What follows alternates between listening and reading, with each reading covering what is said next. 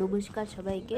চলুন আজকে আমি আপনাদের সবাইকে নিয়ে যাব আমাদের ক্ষেতি বাড়িতে, মানে যেখানে আমার শ্বশুরমশাই অনেক ধরনের গাছ লাগিয়েছে সেখানে। আর এই যে দেখতে পাচ্ছেন এগুলো হচ্ছে শালগম গাছ, যেগুলো আবার দুই একটা ফেটে ফেটে গেছে, তো এগুলো তুলে নেব কিছু।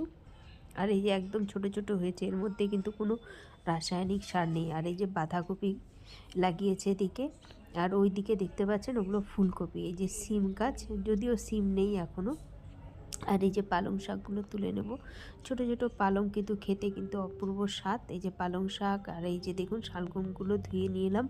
আর কি রান্না করেছি দেখুন, এখানে চিংড়ি মাছের মালাইকারি রয়েছে, যেটা আমি এখন বসিয়ে দেবো উনানের মধ্যে, মানে ভাপা করতে, সিদ্ধ হওয়ার জন্য। এই যে তারপরে আবার নামিয়ে নিলাম, রেডি হয়ে গেছে। আর এত অপূর্ব সুন্দর গন্ধ বেরিয়েছিল না, কি বলবো আপনাদের, মানে এটা দিয়ে এক থালা